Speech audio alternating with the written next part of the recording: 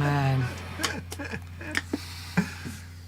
Tones, baby! Wow. Hey guys, welcome to That Pedal Show VCQ Live. Dan here. Mick here. I really, really, really hope that went out. So do I, because that was epic. Fraser? Yeah. Are we in the game? In the game. All right. We're in the game. Welcome to VCQ Live. We're back! We are indeed. After a vacation, actually somebody got jolly baity about us saying Vacation. No, it's a holiday. it's called a holiday. Yeah. Okay. Did you go anywhere? No. Did not go anywhere. My wife and I booked. We got one night away, right? So we went online and we found this really amazing little hotel. It looked beautiful, and we hadn't been, like, our eldest daughter. She's going to be 16 next week, and we hadn't had a night away, just the two of us, since the kids were born. Right? So we thought, all right, we're going to just, find this hotel, beautiful restaurant, great, we're going to book it. I live about 2 hours, about an hour and 45 away from the studio. And I had no idea where it was. I just knew it was out West Country somewhere. And I put the details in the sat nav and I just started driving. I thought, gee, this route looks familiar. And I'm driving and I was like, oh, okay. Yeah, well, this is same route as on the way to the studio. Literally, an hour and 45 minutes later, I drive past the front door of the studio, 5 minutes up the road to this hotel. I know, when you said where you were, I was like, oh, that really is just down the road. Really super close. Oh, but it was lovely. Yeah.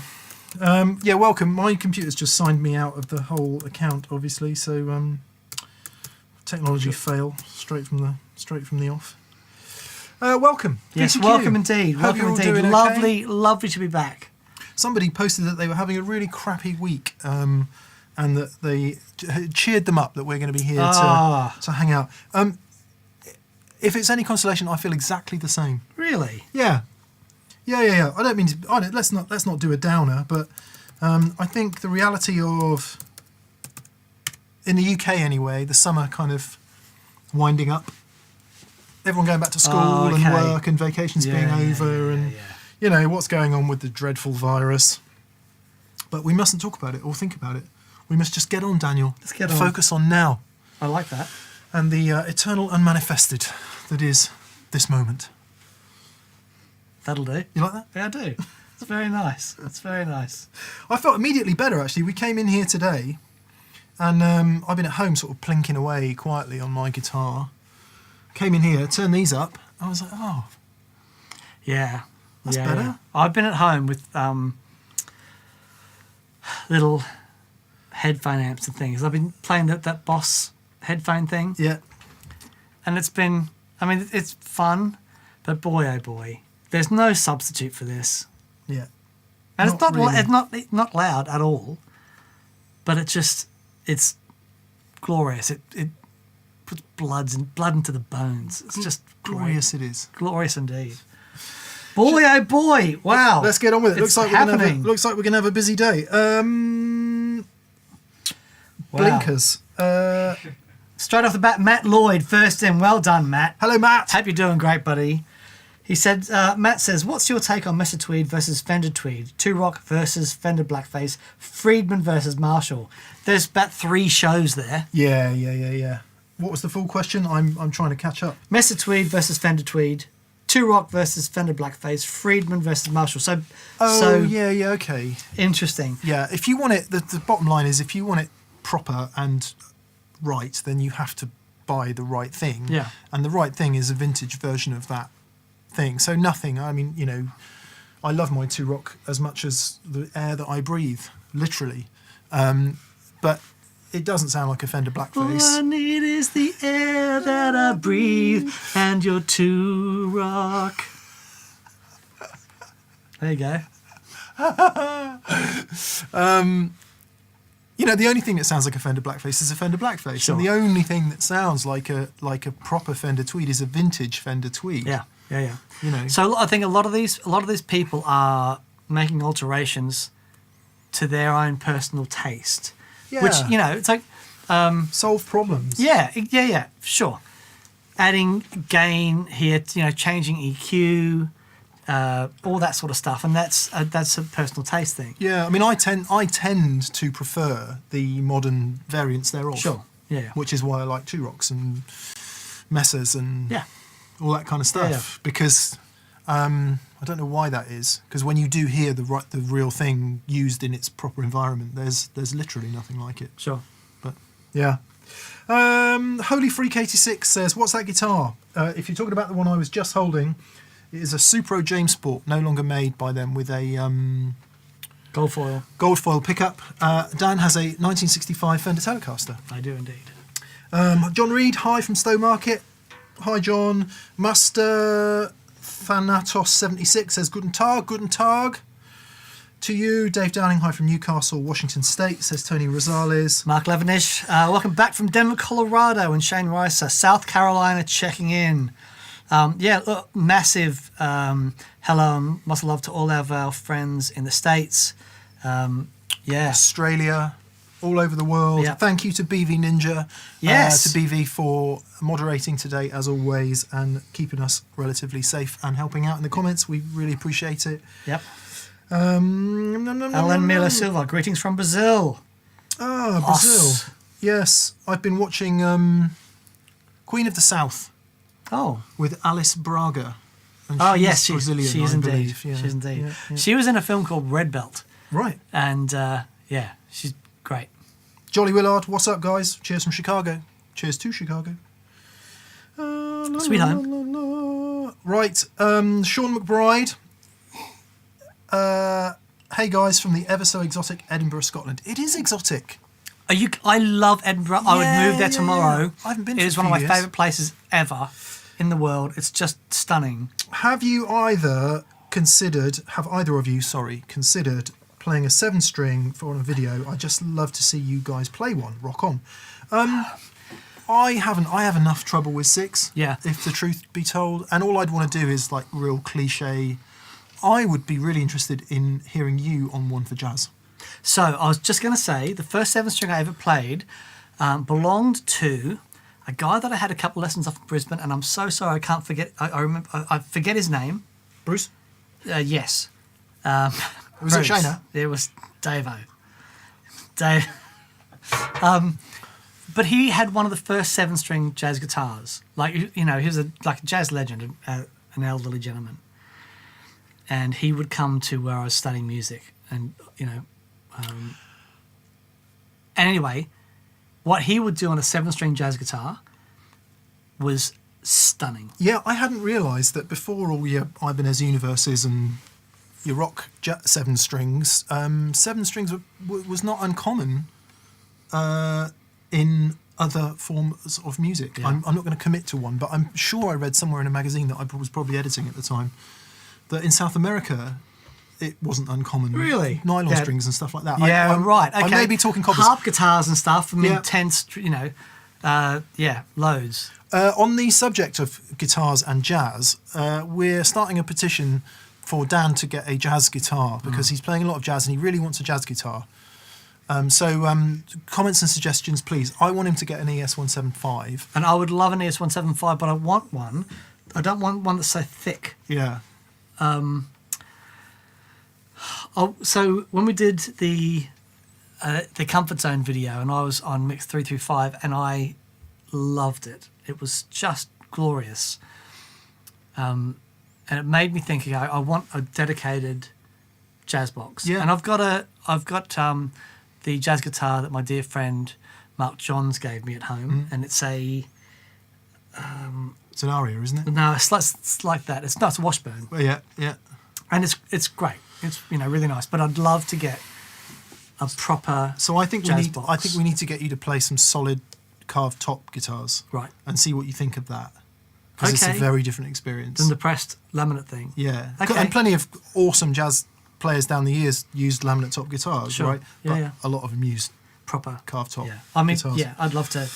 Yeah, very interesting. I'd love to check that out. Matt Knight says, "Hey chaps, Hey, hope to see buddy. you soon. Japan again soon. Yeah, why not? Matt? That would be awesome." Oh, hello. Matt's the product manager for Boss in certainly the UK, but maybe wider than that. But we love Matt, and we've known him for very many years. Yes, He absolute also legend. used to work at Anderton's in Guildford in Surrey.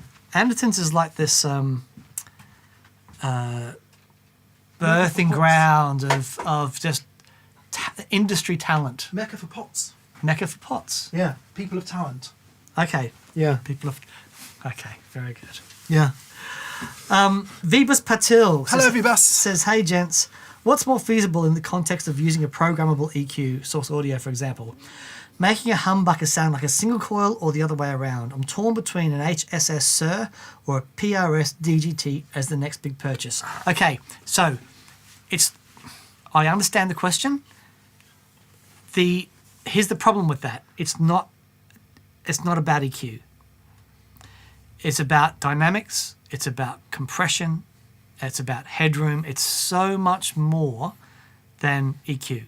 The reason that Mick and I veer towards single coils is because the dynamic range in a single coil is fascinating, actually. I had a chat to Tim at Bare Knuckle, and I called him. We were on the phone for about an hour because I had this question about the dynamic range of a humbucker and what's going on there. And it's fascinating. That was for Tim.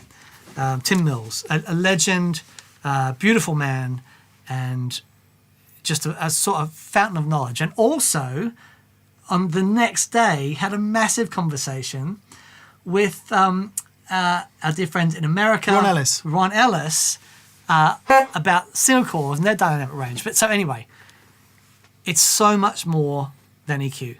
Yeah. So I think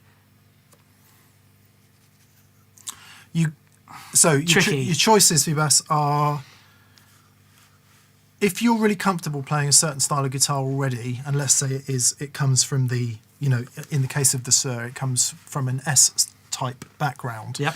And you want to pursue that, and that's the kind of guitar you're playing. I would say go that way, and you'll be able to express and get your music out on that guitar. If you've been playing that kind of guitar and you fancy a change and you want to approach it differently, then have a look at something more Gibson inspired, in this case the DGT.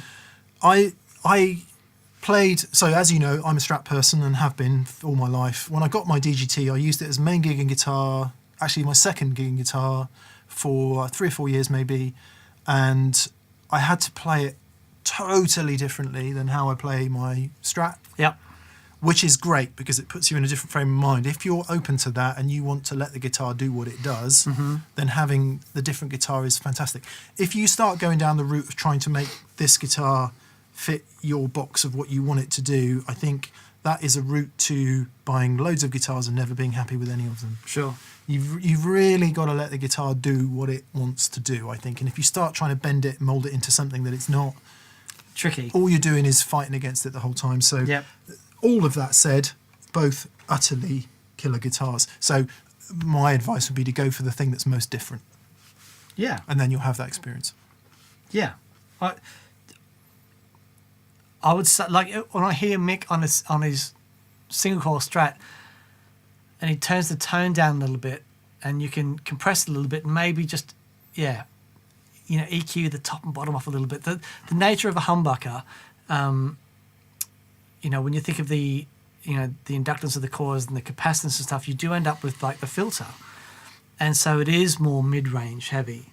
So I think you're going to get, if you had to choose one, I'd go single coil and voice it more mid-heavy, a bit more compressed, Yeah. But, again... Yeah. I can make my Strat sound like a humbucker. I can't make a humbucker sound like my Strat. Yeah, there you go. Yeah.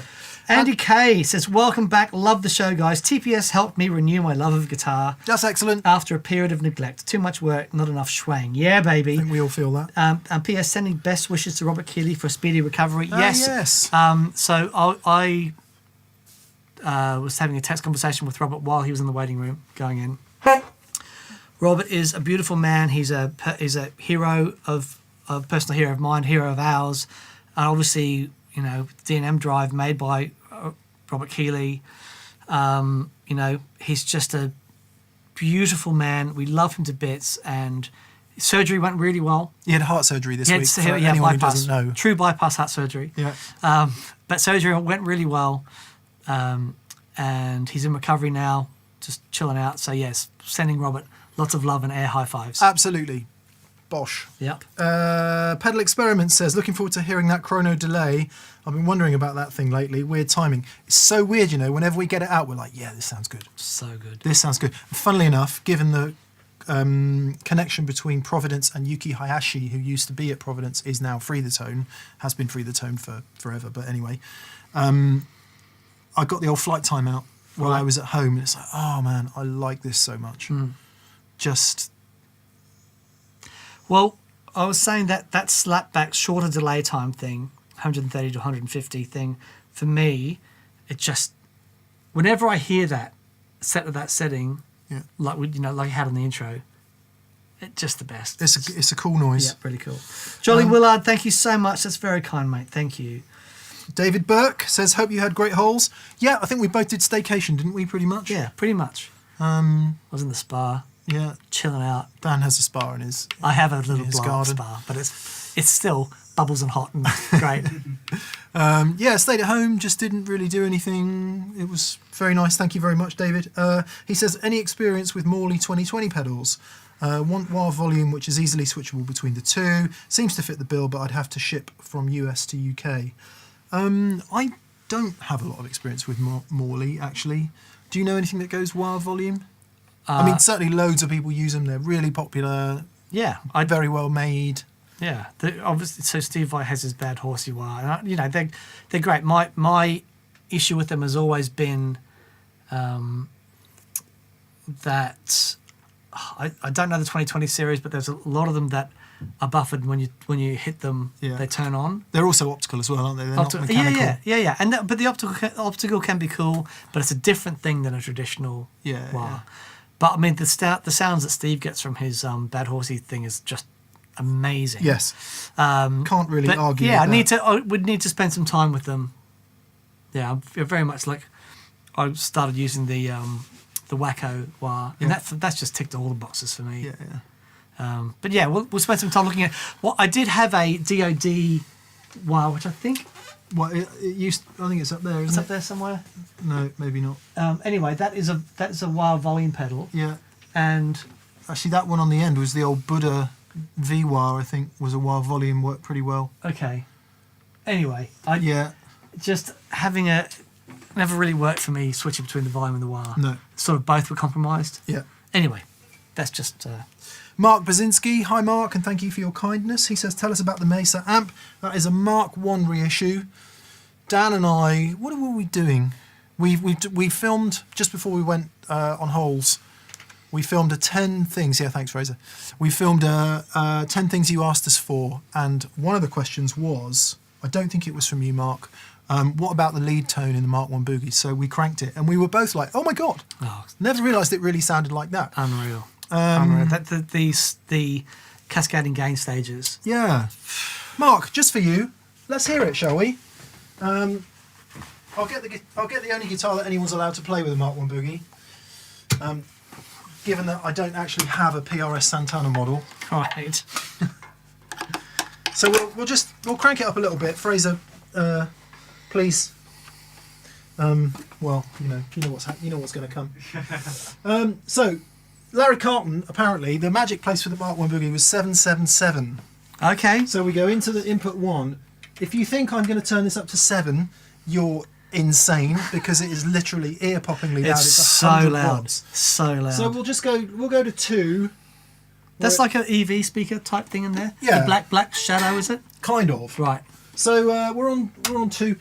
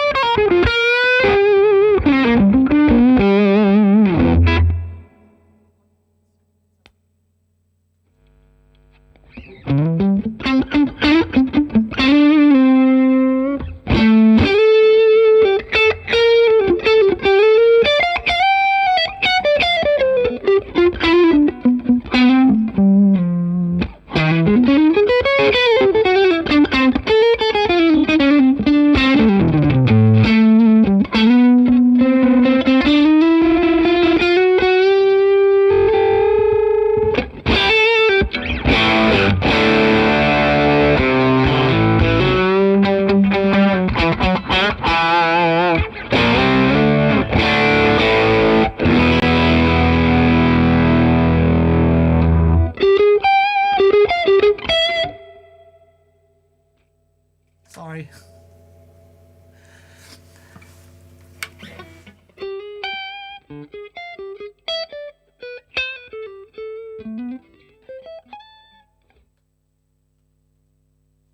Right, there we go.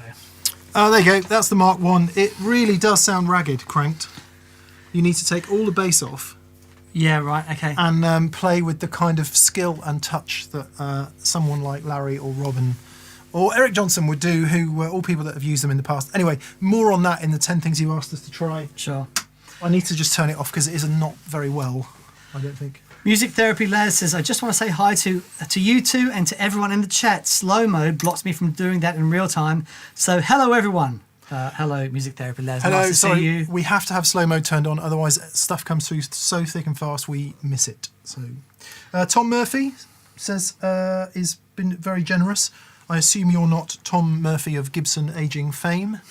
Other than that, great name. Actually, no, because you're in Canada. Someone else said lots of people on from Canada today, says Dave Mellinson. He's from Ottawa. Does anyone know if... oh, sorry, I've forgotten her name. It'll come back to me in a minute. There's a great female jazz guitar player who either lives in New York or lives in Canada. Jocelyn Gould. Yes. Is she in Canada? Jocelyn Gould, never met her. Right. Do you know? I think she's Canadian, but she's backwards and forwards. Okay, all right. Because I've reached out to her Yeah. and said, when you're in the UK touring, please come on the show. And she said, yes, I'd love to. She's amazing. She is amazing. Wasn't she doing some mentoring with Joey? Right, maybe. I think so. Yeah, but she's I.e. incredible. she was mentoring Joey. That's, Yeah. Right, Brian Garcia. Oh, by the way, massive congratulations to our dearest friend Joe Landreth, because he and his wife are expecting their first child. Yay! We haven't given anything away. He did announce He it did announce it publicly. on Instagram there. Yeah. Brian Garcia says, hi lads, hope you enjoyed your holiday vacation non-work thingy. Question, are you still enjoying the retro vibe? I simulate vibe effect with an Analog Man Script Phase 90 and a Dorna Prince Pulse. Highly recommended. Because I don't have a proper vibe. Retro vibe's awesome. Yep. Absolutely no arguments from me. Yep. Mark Lavinish, any difference between audiophile power amps and guitar power amps? Yes. Yes. Just chalk and pork. Yeah, you would think, wouldn't you, that they're the same thing. Chalk and what? Pork.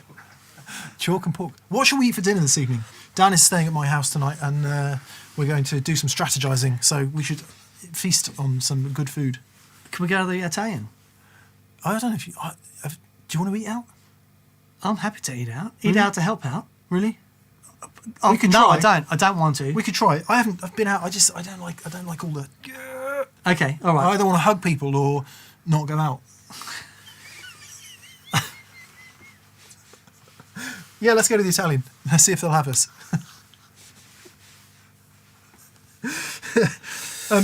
Yes, Mark, we think there is a big difference. Funnily enough, I've just made a purchase on reverb.com yesterday from a very nice guy called Neil something or other in Harlow in Essex. And he has sold me a used Mesa Boogie 5050 power amp, which I have designs on sculpting into an epic guitar rig. Cannot wait to hear this. So, Honestly, that's going to be amazing. more soon. Yep. So, yeah, I mean, you can EQ anything to do anything, but I'm pretty sure audiophile amps are very different from guitar amps. Nick Harrington says, do you guys have any experience with train wreck amps? I'm looking into building an Express with NOS parts for my upcoming 40th birthday. Cheers, guys. Well, happy birthday, Nick. I've played a couple of train wreck clones, and they are amazing. They are very touch sensitive and a lot more gainy than you would think. People talk about Trainwreck in the same breath that they talk about Dumble. They don't sound the same, but the reverence for Trainwreck amps is the same, isn't it? Yeah. It's was it Ken Fisher? Was that the guy's name? Ken Fisher. Yeah. They're great. They are.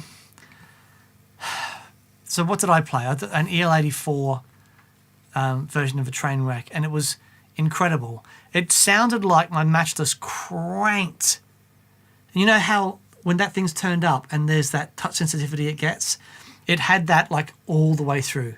So yeah, wonderful sounding things. Yeah, I've never played one, so I can't comment. David Burke says, P.S. finally picked up a Hudson Broadcast on eBay for only a slight premium over new. Would have had to wait till October otherwise. Isn't that a peculiarity about the guitar effects pedal market? Yeah. You know, you can buy 8 trillion Moa pedals for fish and chips. For fish and chips, and you can buy them tomorrow. Yeah. But if you want something like a Hudson Broadcast made by a human in a box and soldered, you have to wait for some time, and you'll pay more for a used one. Yep. What a bizarre world we live in. Chris Parsons, thanks for that, Chris. He says, check out the Heritage 575. Made in Kalamazoo and thinner than a 175. I love mine, and knowing it's from the same building that all the great players got their guitars from. I'm happy you're back. Thank you, Chris. I've actually played a couple of Heritage guitars, and they are fantastic. You know the issue that I've got with them? Not Gibsons. They're not Gibsons. Same. I played some absolute but they're bangers amazing. and some, same as Gibson, some absolute bangers and some absolute non-bangers. Yep. So, and that's true of all guitar companies. I would just like to underline. Yeah. But thank you. That's a great suggestion, Chris. And they are. I didn't realise they were thinner. That is a good suggestion. Yeah. Nick McAllister says, I have a Geronimo Headroom 100 getting delivered today. Oh, the amp, yes. 68 Plexi clone. Yep. What would be the best way to use reverb with this amp if I plan on running it cranked?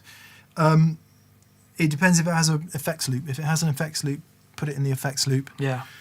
If it doesn't, one thing to try, and you can also see this on the 10 things you asked us to try, is if you're going to jump the channels.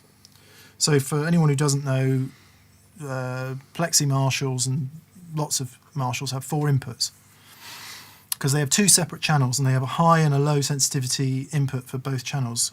You plug into one and then you can use the other input to link it to the other channel. That gives you access to both channels. What you can do is put a reverb pedal in between that link. Yes. It's and often that the 2 sides of the, like with certain, I think with the Vox, the normal channel and the top boost channel are out of phase. And what a lot of people would do is put an EP3 in that link, which flips the phase. No way. And you can use that to bring That's everything back really in cool. phase. It's really cool. But if there's no loop and you've got it cranked, the reverb will probably sound pretty crashy and you know, if you're shoegazing or doing any kind of alt post rock, then you might really like that. But if you want more traditional sounding reverb, you're into an effects loop situation, really.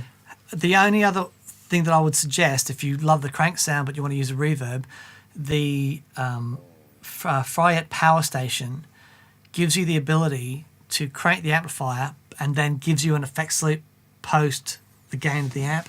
So you can do things like put the delay and reverb post the saturated amplifier, including the power section, and that works brilliantly. Yep. Yep. Big thanks to Jim McGee for your kindness. Thank you, Jim. Thank you, Jim. David Rostard says, Reeves 108 Master showed up. Great into my cranked custom champ. To get out of amp gain and go for pushing an overdrive with the 108, are there recommendations? Full frequency OD, try anything.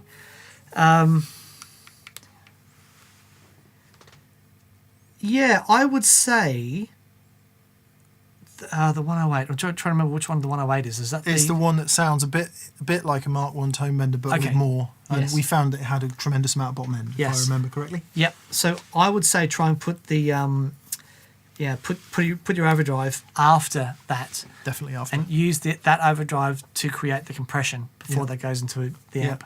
Yeah, something like a tube screamer would work really well Really because well. it would also lop off some bottom end for you. Yeah. But what it'll also do is lop off a load of high end, which you really don't want. So a clon style thing is the way to go. Definitely. Definitely up there in my top 3 guitar sounds ever is a really great fuzz followed by a clon into a slightly overdriving amp. It's the dream. It's the, yeah. Brian Barrett, hi Brian. He says, I finally got the opportunity to crank up my electric wet dry rig. We're into Rhett's dry wig again. He came on and commented. He by the did. way. He did. He said, Right, sure. I can't honk him because we don't know him, but yeah. At an outdoor jam, safely social distanced, he might add. And I agree, there's nothing like it. My Iridium with headphones is good, but it's just not the same. just isn't the same. There speaks the truth. Yep. You know, yeah, and you know, they're amazing, but you know, don't kid yourself. It's just not the same. Daniel Webb says, good to see you back, and thank you, Daniel, for your kindness. He says, was it the Katana Air you were using, Dan? What are your thoughts? I found myself on the acoustic a lot this week, dropped tune to D after playing yesterday. Been a nice break. It was the Wazza Air, the headphones I was using, Yeah. and they're really great. I mean, I had some insomnia this week, and so, you know, up at 3 and just, you know, a couple of hours bumming around. So I'd sit in the kitchen with the Wazza Air on, having a play, and it's really, really good. Like, Nice. easily the best headphone experience I've ever had. Yes, they're pretty amazing things. Yeah. And they put all the gubbins in the thing itself, so there's no latency problem. I just assume the latency would be awful, but it's not that bad. Yeah, there is latency there, Yeah. but it's okay. You know, it's not like a Line 6 spider in your ear. Yeah. But no, it's great. I think it's the same thing with Mick, you know, being, because I haven't been anywhere near amplifiers this week. We're doing a sort of renovation at Gig Rig Towers at the moment as well, and there's nowhere to play in there. So I just at home bumming around, and just to get back here and actually plug into the amps, it's like it's home, you know. Other stuff is brilliant, and actually what I want to do a show, like a proper dedicated research show on best home tones, because it's a big question. It's really, really hard. And I think we're in a unique position where, because we get to do this, it's like, okay, how do we take this and do it at home? How do we get that feeling, that sense of that enjoyment, that thing that has been missing from us this week, and we come in here, put a massive smile on our face? Yeah. How do we do that at home? I don't think you can do it without 100 dB, but Well, that's the question. That's the question. That's Yeah. the question. It might be quiet amps and some sort of yeah, I recreational- definitely think a tiny wet dry thing, But let's get We'll into get it. into it. I think it'd be great. Ricky Compton says, "Hey, Mick and Dan, love the show from here in the USA in Michigan. Hello to Michigan and you, Ricky. What's your take on the Way Huge camel toe? Oh man, that thing was great. It is. We've got one in the cupboard actually. Do we? Because the Yeah, one no, back. no, it never went back. Okay, we okay. I thought it went back. Guys. No, it never went back. It didn't. They said we could keep it. George Tripp said we could keep it. Oh, bless you, George. Yeah, awesome. I forget what it is. It's Is it like a red llama on one side and something else on the other? Yeah. But it's Red really, llama really is great. so interesting. I was talking to Dan Drive about this over the weekend. That whole Massive pick thing. yeah. Let's get Yeah. this. Yeah. Anyway, Sure. but yes, Way Huge camel toe. Yes. Yep. Yes. Matthew Frederick. Oh, before the Red Llama, that was the first time I met Thorpe before he'd even done effects. I got him to make me a clone because I couldn't find one. And did you know what it was? Oh yeah. Yeah. It's great. It's amazing. It's this massive IC. Yeah. All the different game stages sort of stacked into each Yeah. other. No diodes or anything. No, it's just it's the all yeah. yeah, It's such a cool thing. Really, okay. So Dan Drive uses that as the basis for his Tweed drive. Oh, really? Yeah. That's very interesting. Okay. Matthew Frederick says, your Monday and Friday shows are the pillars between which I suspend the tightrope of my quarantine life. Oh, Matthew. Happy to have you back. Matthew, bless you. Yeah. Thank you, mate. Thank you so much, and we're glad that it's useful. We genuinely are glad that it's useful to people. Yeah. We've got 1,100 people watching us at the moment. That's amazing. Taylor Rook. Good afternoon, gents. We're moving house soon, and I finally have space for a small studio area, man cave. Where did you buy your pedal shelves? Love the look of them. We made them. So the uprights are bits of in the UK anyway. I don't know where you're based, but in the UK, and I'm sure everywhere, you can buy kind of domestic scaffolding, and it's 26mm. No, it's bigger than that. 27 mil. Is that the 26mm stuff? 28 mil. There's two diameters. Anyway, it doesn't matter. It's about big. 29 mil. And you can buy just the poles and the fittings, and we just got deck boards, the same stuff that you would put outside your, back door if you have a deck. Drilled through, put them on the uprights, and then just attach them to the back wall, and that's all that is. Yep. And it cost us about 10p to do it. Well, a bit more than 10p, but certainly not like £1 million, which is what having somebody build your shelves would cost. And the ones at the back, we just knocked those up at the old TPS, and we sort of brought those over. Bits of wood screwed together Really easy. by Dan. Eagle Ray Rob says, for jazz on a 7-string, John Pizzarelli. Oh my goodness. For Dan's jazz guitar, check out the Heritage H575. Welcome back. Cheers. Yes, we'll do. The Heritage thing is, I'll check it out. Frank Fusilier says, have a martini on me. Frank, thank you. Thank you, Maybe, Frank. do you fancy a martini tonight, Dan? I'm trying not to drink during the week. Okay, that's a yes then. Well, I'm trying and failing. Yeah. Exactly. So, Yeah. so I'm on it. Yeah. Kuran84, thank you, mate. He says, he's building a custom guitar, a Mustang. Nice. I settled for Lola Imperial in the bridge. Hardly settled, by the way, for a Lola Imperial in the bridge, and looking for a single coil for the neck. Tele or Strat. Recommendations. Thanks for inspiring this piano player to pick up the guitar. Oh, mate, that's brilliant. Okay. Staple P90. Yeah, P90 is great. Gold foil, great. If you've got humbucker in the bridge, like pairing a single coil with a humbucker in a single coil neck with a bridge humbucker. I don't know. I've always found it the HS thing tricky. I don't know. The Andy Summers thing when he had the Humbucker in the humbucker in the neck. And I loved the sound of that. I find that combination actually easier than a humbucker in the bridge and a single coil in the neck. But What wood is the guitar, did he say? he's getting it's a Jag that is it's a Mustang that he's having built. It's tricky, but a P90. Yeah, or a Jaguar pickup. Or a Jag, but they're those like Yeah. they look like Odd Strat things. pickups, don't they? Okay, the Charlie Christian neck pickup. There you go. That will be spectacular. I Check think it out. Lola might make one. Yeah, they're amazing. Yeah. And I think that will match up really well. There you go. You're that's welcome. That's what to get. I think, doesn't Julian Lage use something like that as well? Julian Lage uses that. Lage. Does he? That's the Julian Lage pickup. Oh, right. Okay, I thought... Anyway, it doesn't matter. Jeremiah McCann, what about decade-based gear shows? So, like, only 60s gear, only 70s gear, only 80s gear. That would be quite funny, actually. That would be pretty cool. And we dress up. Yeah, we'd have to do it with fair, Huggy Bear. non-entirely serious approach, I would have thought. Sure. Because, you know, you do have to revert to a few musical stereotypes and stuff, don't you? I think if you want to capture those decades. Because the truth is, you know, 60s gear, all of music. Yeah. Yeah, of course. Really, all of Yep. really good music anyway. Concert toms. We get dug in.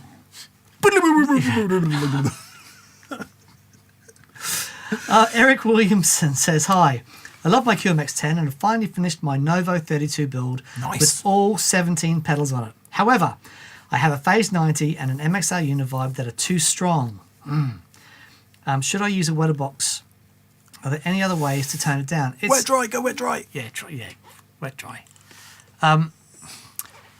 So if they're too strong, and you mean that the effect is too strong, then actually having wet dry, if you've got two amplifiers, is an epic way to do it. Can we play something for a second? Yeah. Is that okay? So, right. This isn't a phaser. This is the Dimension C, and I'm going to play the Dimension C just through 1 amp. Okay, so this is the Marshall on its Todd.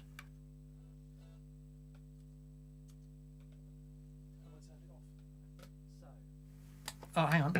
There's the Marshall, but I need that one on as well. That's okay.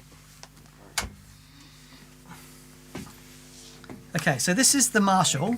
And here's the Dimension C, the Marshall.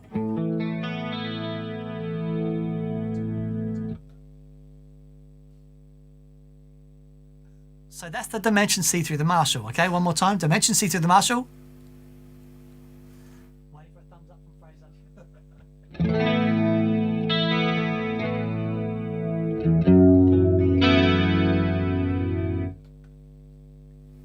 So it's a very strong effect. However, if I now just put the Dimension C only through the Marshall and the direct sounds going to the boogie, you get this.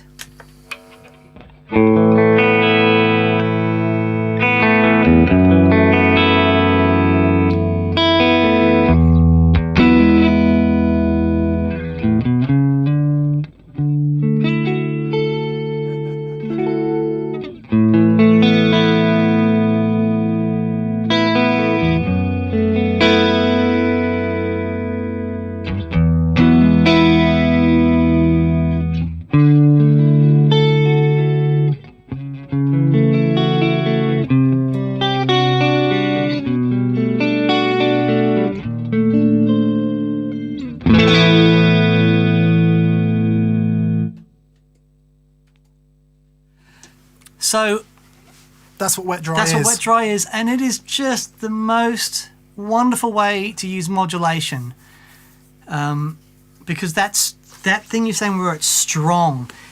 Yes, that like a Phase 90, it does. It takes over everything. But when you hear that in conjunction with a dry amplifier, then you get all the character. Yep. You still hear it clear as a bell, but you don't lose any attack. So in some way, the wetter box enables you to do that into 1 amp because it's doing the same thing. It's mixing the wet in parallel with the dry. So Yeah. you get less wet. But if you have a spare amp or an old amp or something like that kicking around, then send your wet effects to 1 amp and all your drives and everything to the other. It's not strictly wet dry, but yeah, try that. And yeah, it's a wonderful experience. It is, it I hope is. that came through. Yeah. I wanted to ask a question from Dawson Zinzer. Answer a question. Dawson says, how does your live video sound and look so good? I can't figure out how to collaborate with my friend musicians. I'm not playing at the same time for latency, but how do you get your audio to sound so good? Dawson, this has been a labour of consistent and painful love for us. There's an image. So we'll just move on. We'll move on and say, I'm going to explain it to you really quickly, all right? Guitars into pedal board, pedal boards into amplifiers, amplifiers mic'd with really good microphones. Yeah. In this case, Sontronics Delta 2 ribbon mics. They go in. Choir of angels here. Yeah. Yeah. They go in to a really, really nice preamp and interface, which is a Universal Audio Apollo 8P. And on that, I don't know if we are today, we usually run Neve 1073 unison preamp. So you're essentially running a really nice mic into a really nice mic preamp. That then gets processed with some other stuff. We do some compression and limiting for levels because we have to do that in this environment. We don't for the normal show hardly at all, but for this you have to because of the difference in levels. The voices are treated completely differently, and then we have the jolly Fraser there who sits there and mixes while we do it. So it's not, I don't say all that to brag. We say all that because it's really hard to get it good. Man, and we are on the first rung of getting it good. Yeah. But to get it like this has just taken a long, long time. The camera is a Sony A7 III with a 24-70G master lens, and that's just literally straight out into the Blackmagic thing, which mixes. So there's no clever stuff happening on the camera at all. Sure. It's just straight out the camera. So, right, yeah. We've got to bang through some of these. Okay, let's go then. Let's Nick speed up. Larson said, my favourite guitar sounds are from Weezer's Blue Album. Oh, man. I went and saw, so Weezer's bass player used some of our gear, and he said, oh, we're doing a show in London, do you want to come down? So we all went down to see the show. They were amazing. Is Teenage Dirtbag on that record? No. Okay. The end of Teenage Dirtbag? No, that's a different band. You're talking about Weezer. Oh, God, I'm so sorry. Yeah. No, so it's the most glorious E major chord ever, by the way. Is where I was going. God, I'm so sorry. But Rivers. Fraser looked horrified. So Rivers sang, and so everything's live, of course. Buddy Holly, of course, opened with a just epic. Was Weezer Buddy Holly? Yes, okay. That's Weezer. And Pink Triangle and all the other things. Anyway. And they did the cover. They've done an album of covers, and they did Africa. Yeah. But I'm desperately trying to claw it back. River sang, like, he didn't miss a note. It was, and the range is crazy. And I was talking to the tech, and he's saying that they did, he said this 6-month stint, night after night, and they said he hasn't heard him miss a note. Wow. He's just one of those guys that it's just effortless for him. Yeah. And it was just wonderful. I love them to bits. Anyway, so handful of guitar players like that have been on the planet. Noah Bottomer, thank you, Noah. He says, welcome back. 3 weeks back, you gave me some great advice and encouragement. It motivated me to keep a daily practice log in my TPS notebook. Yes, and it's working. Big thanks from Michigan, mate. That is fantastic. Thank you for buying a book too. Yep, consistency. Consistency is everything. And write it down. That's fantastic, mate. Well done. Brian Carpenter. Hello, hi from Michigan. Hi, Brian. Hi, Brian. Is a wet-dry setup possible with a Katana Mark II and a second small digital solid-state amp? I don't yet own a tube amp, but love wet-dry. Yes, absolutely. Totally. You might find that, because obviously when you use a digital amp, you get a bit of latency, which is the issue with using it with a tube amp. Depending on the amp, the latency is going to be slightly different, but it's probably not going to be massively different. So different for it to necessarily matter in like kind of a home playing fun kind of context. If you go to a pro studio, you might get the engineer or producer look at you a bit squarely if the amps are out of phase, but they'll sort that out. Yeah, they will. That's their job. Dave Mellinson, thanks, Dave. He said, either of you guys ever try baritone guitar? I recently found a vintage modified Squier Barry Jazzmaster and love it. That's a cool guitar. Yeah. Drop tuning isn't just for metal. Cheers, guys from Canada. Do you remember there's a band called the Presidents of the United States of America? Yeah. And they did Lump and those sorts of things. And Peaches. Peaches? Moving to the country, going and they didn't, from memory, they didn't have a bass player. It was two guys on baritone guitars. Yeah. And their sounds were massive, and that's the first time I sort of saw a baritone guitar. Yeah. And I've tried a few of them. They're what you can do with those is great. And then of course Rabia with his, drop A madness on his baritone is wow. But as you say, everyone thinks it's a new thing. It wasn't. They were around in the 50s and 60s. Yeah, right. And you hear them on all kinds of pop records. They are widely used through country music. Like clean. Oh, wow. Yeah. Really, really widely used. Yeah, you quite often hear them in Brad Paisley records and stuff like that. Really cool thing to have. Excellent. Really cool thing to have. Max Pettit says best semi-hollow guitar around $1,000 US. Eastman.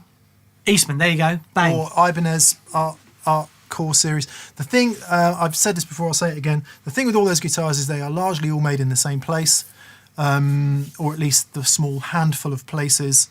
Therefore, it's really down to the manufacturer to decide how fastidious they want to be about QC. Right. And what ends up on the headstock. But they are all very similar because they're all made in a very similar place in a very same way, which is not to say they're all the same. Interesting. But there are a handful of high volume, good quality guitar factories in the world, and a lot of guitars come out of them. Right. Vibas Patil again. I think we're a little bit off on the super chats, me and you, Dan. I don't know if I'm catching up with you or you're catching up with me. Could you please tell me the difference between a fuzz face and a big muff? I want tones that are close to both, and thinking of getting an Analog Man Sunface. How close will I get? Also, how will this sound paired with a KOT? Vibas, you really need to... We've done at least one, if not two videos on this. Yep. Check them out. They're very, very different. The 4 Pillars of Fuzz was the last one we did. Yeah. Go and check that out because they're vastly different. If you imagine the big muff, lots of cascading gain stages, right? The Sunface, 2 transistor, really simple sounds. They're very different things, sonically very different as well. But go and check out that show, 4 Pillars of Fuzz, and they'll tell you everything. Project Balrog says... You need both. You need both is the only answer. Project Balrog, thanks mate, he says, I just got a Sterling by Music Man, Cutlass, second hand, cost me $350. Nice! And I like it more than my custom shop Strat. Should I be worried? No. Okay. When I was looking for my Junior, on the way to that guitar, I found an Orville by Gibson, double cutaway Junior, right? And it cost me, actually, a friend of mine bought it in Australia. He brought it back to the UK, and I played that guitar, and I said, I'm going to buy this from you. I didn't actually give him a choice. I said, I'm taking this home. And I used that for Tin Spirit shows and that for years before I got my Junior. And I think it cost him $300 Australian. And it was the most extraordinary sounding guitar. Ply body. Yeah. It shouldn't have sounded as good as it did, but sometimes you just find a banger. And that's a great thing for going into those second-hand stores and looking at those guitars that can look a little bit weird and off, and just trying them out, because every now and then just the components come together to create magic, and that guitar had magic about it. They put you in a different headspace, and you won't feel the same every day. Yeah. Like today, I'll be honest for a second. First day of holiday, I played the Strat, and I was really enjoying it. I wanted to get that skinny John Mayer sound, and I just wanted to get that. I phoned you, didn't I? I said, listen to this. And then the rest of the week, I was like, I don't want you, guitar. I have no interest in you. You're not talking to me. I'm not talking to you. We're just not communicating, so go screw yourself. Turn up here today, plug the old, cheapo Supro down tune to D, literally won't stay in tune in, and I'm like making music. Yeah. And some days it's just like that. Yep. And that's just how it is. And I think that's a long way round saying have a bunch of different guitars. Yeah, because they are appropriate for certain things at different times, and different moods. And if you're looking for the same thing out of all your guitars, then it's that's a hiding to nothing, really, I think. Right, Nick Metcalf says, any chance of getting Derek Trucks on the show? It would be amazing to hear you guys pick his brains for even if it was just a Zoom call. I mean, Derek Trucks keeps calling. Yeah. Like It's Derek. just getting a bit annoying, to be honest. Of course, we'd love Derek. Could you Trucks on the imagine show. having him on the show? Like we said. I really like Susan Tedeschi's guitar playing as well. Yes. She's great. Yeah. I don't think we'll get them both on the show. There we Can I go. honk Susan? No, I can honk Derek, but not Susan. Yeah. That would be great. Zoom call. Uh, If someone else wants to organise it, brilliant. Technology just. the thing I is, can't stand it, and it's just so inhumane. it is. The thing is though, if we got him in here, and we experienced what he was doing in here, I mean, I don't think it'd be much of an interview because I don't think I'd get many words out. No. We'd say, "How'd you do that?" Then he'd be like this. We'd be like, "Oh my god!" And roll credits. He is. Roll credits. if There's you've smoke in my eye. been living under some kind of rock these past 20 years and you don't know who Derek Trucks is, listen to the guy play the guitar. He's got to be up there It's one of the best ever. among the very best guitar players of all time ever. And by best, what I mean is human, spiritual, physical, Connected. emotional connection through music. Have you seen that clip with him and BB King? Yes. So it's a brief before BB passed away. There's this amazing clip of John Mayer, Derek Trucks, and BB King, and Susan Tedeschi's there as well.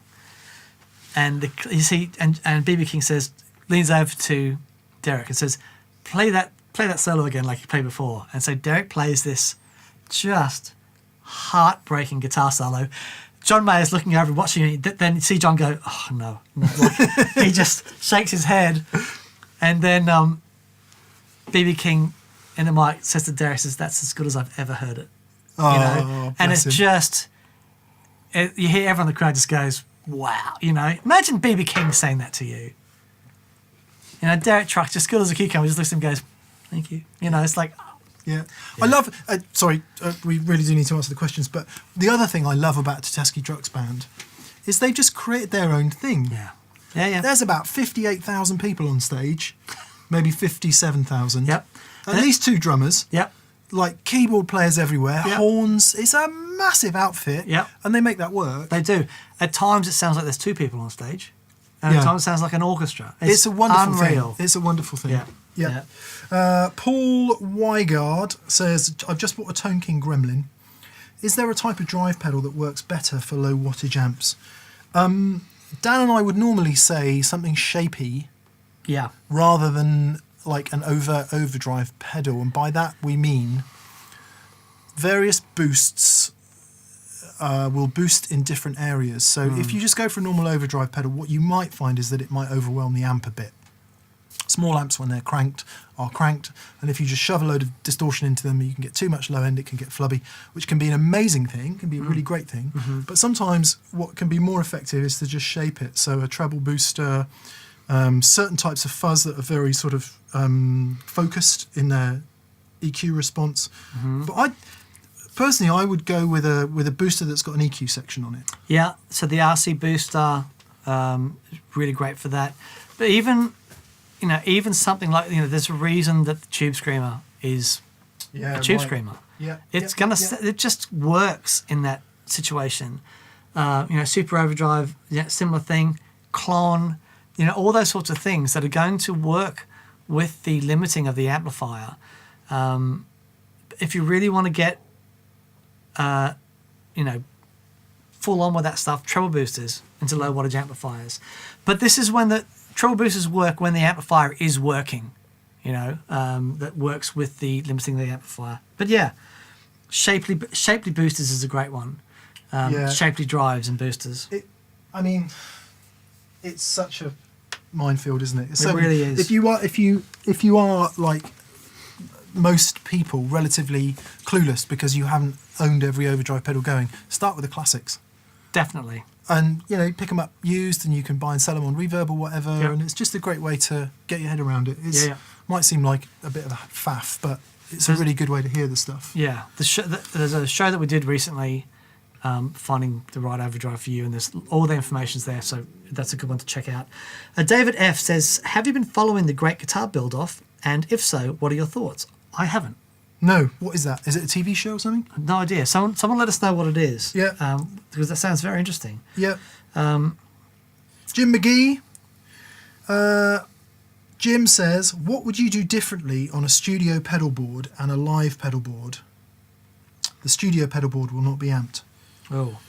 I wouldn't have a studio pedal board. I'd have a bunch of pedals and maybe a small board with some power on it, so that I had high current for my anything that needed it, and a bunch of regular stuff. Mm-hmm. And I would get the guitar sound I want, and then I would stick those pedals on the board or not bother at all. Because what I find is if I put a pedal board together, it's in pieces within minutes of starting to do any recording. Oh, okay. Because I'm like, and the other thing I would do is add a compressor, which I never have compressor on my live pedal board, but Right. I would pretty much always have one on a studio board. Right, interesting. Doing some recording at home this week, I was like, what this needs is a compressor. Right. Okay.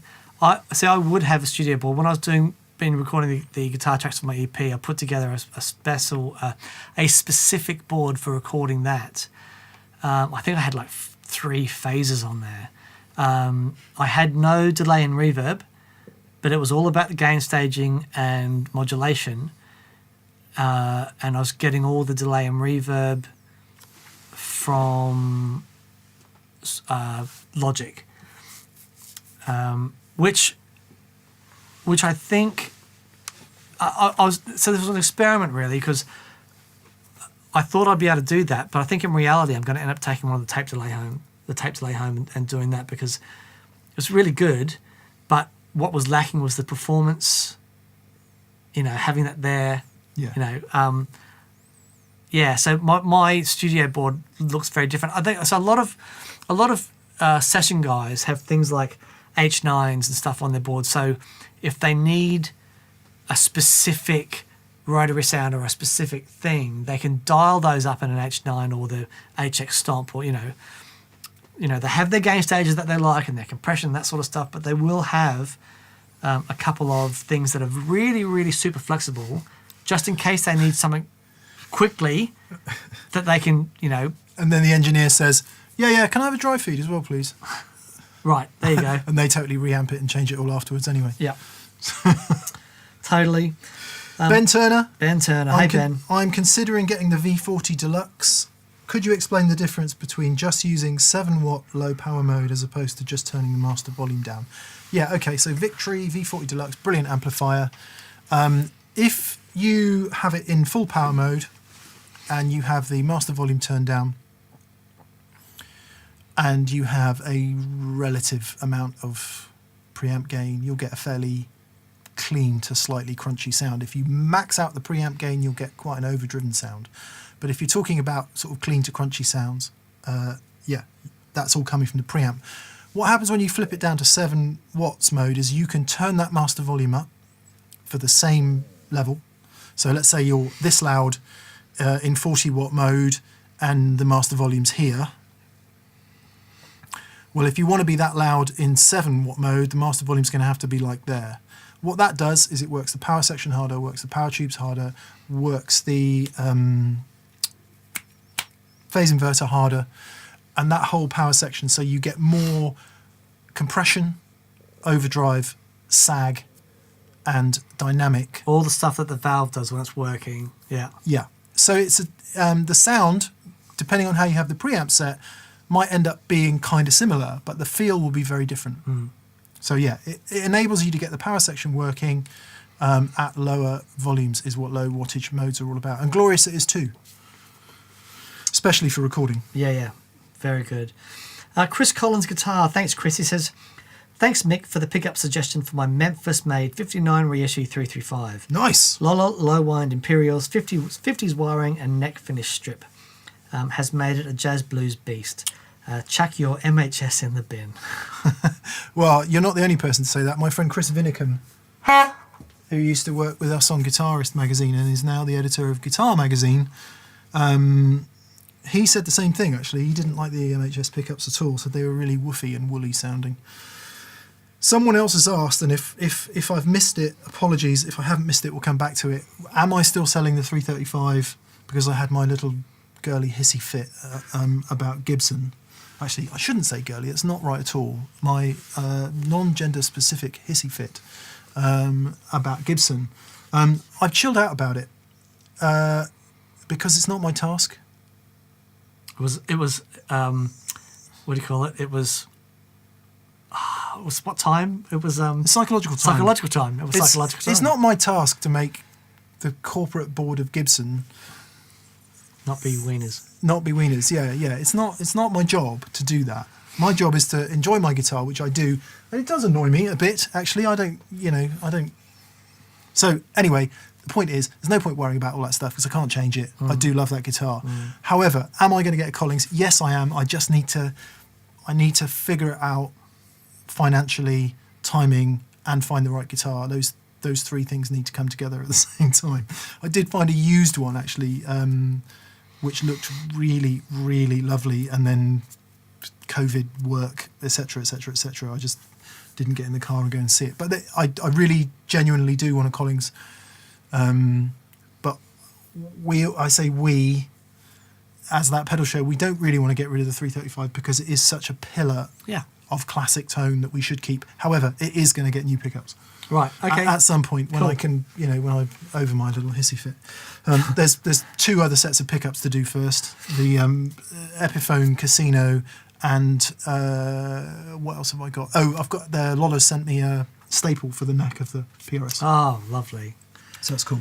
Right. Chris Groom. Chris says, hi Mick, hi Dan, just picked up a Cruise Cornetto 96 Custom Shop Strat, so a great weekend, hope you had a good break. Wow. Great show, keep it up. Mick, beard looking good. Thanks, Chris. And thank you for your insane generosity, Chris, that's really kind of you, and congrats on that guitar, I bet it's pretty magic. Yeah. Thank you, Paul Puckering, as well, and Boris XXX says, dual amp Vox AC15 and JCM 800 100 watt from 1982.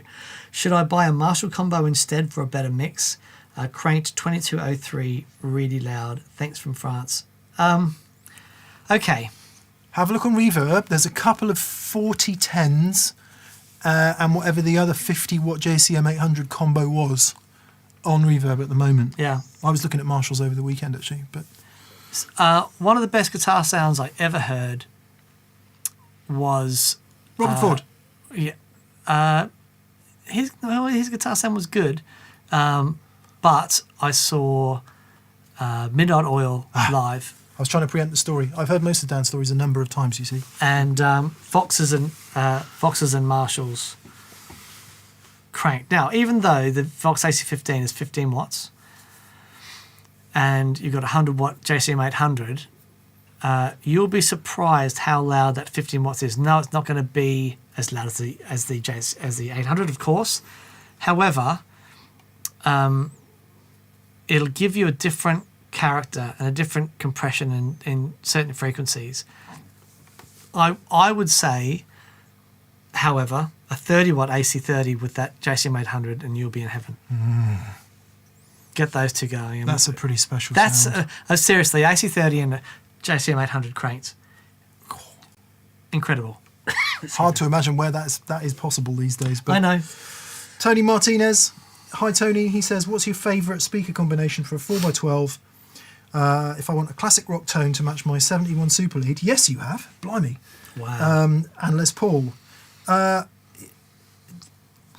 Now, this is where my knowledge falls down a bit. Number one, greenbacks, because that was the sound. I believe... You can fly?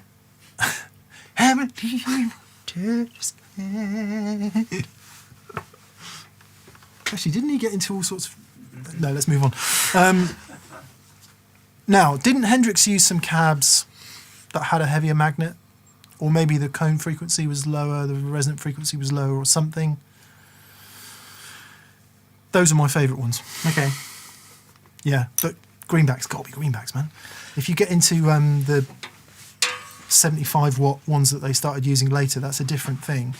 But yeah, I mean, classic rock, Les Paul, 71 Super Lead, you've got to have the speakers that were that were around at the time, surely. Definitely. Yeah. Although, that said, Bob Rock, wish I could honk Bob Rock, I can't. He says the original vintage 30s are the cabs, the speakers he has in all of his cabs, and he's on eBay and various places all the time trying to buy them. So Right, wow. he knows more about guitar tone than I do. So 21st Century Industry. Thank you for that, mate. He says, hello, guys. Hope you're doing well. There was a question last Q&A about making an investment on a Strat that pushed me over the edge to get a custom shop white over sunburst Strat. The feeling is amazing. Thank you for inspiring, mate. That's epic. Well done. thing is, you know, briefly, people moan about how expensive guitars are, etc., etc. Number one, if you buy right, you never lose that much money on it if it's the right thing. Two, how good do you feel about it? Oh, man. That, you know, money doesn't buy happiness. Yes, it does. I tell you what it does. It blooming kicks sadness out the door is what it does. Sure. Yeah. God. Yep. Yeah, it's a big deal. Yeah. Matt Lloyd says, hey, Dan, what about an ES125? Isn't that thinner? What's a 125? I don't know it. 125 is what Simon's got. Oh, okay. The Charlie Christian guitar-ish. Yeah, okay. Charlie's was the 150. Come on, nobody freak out. But there's no cutaway in that one, right? No. Yeah, so Yeah. I want that I want the L5 cutaway. Might have changed down the years because certainly a lot of aftermarket cutaways were added, would you believe? Oh, really? Yeah, oh, yeah, wow, yeah. okay. Yeah, and who Interesting. knows, down the years Gibson may have done a variant 125 with a cutaway. They certainly did a 135, which is a really cool guitar Right. in the 90s. Right. Yeah, knowledge of Gibson hollow body is not great. We've got a book. We've got to go check it out. When we're having a Yeah. non-alcoholic drink tonight, we can go through the book. So when things get back to normal and we can have some guests on, I really want to get Kurt Rosenwinkel on the show because I just adore his guitar playing. He's a jazz behemoth, very just so creative with effects and things. But the way that he acquired his jazz voice and the guitars that he played, I just think he'll be a wealth of knowledge with that stuff, and will be very helpful. But, Nice. Yeah. So there you go. Gologamoth says, any suggestions for getting a good tone from a Fender Pro Junior? I've watched all of your Blues Junior vids, but I don't have any EQ knobs, volume and tone. Yes, two ways. One is on all gear, regardless of its type, everything set to 2 o'clock is the best it'll ever sound. It works for pretty much everything, except Sure. delay level. Right. Yeah. And there is a reason for that, right? Because most amps at about 6 or 7 are where they need to be. Okay. I concur. And there are lots of amps that don't really, but when you get boogies up that high, anyway, that's one route. The other route is buy a bigger cabinet for it. Yeah.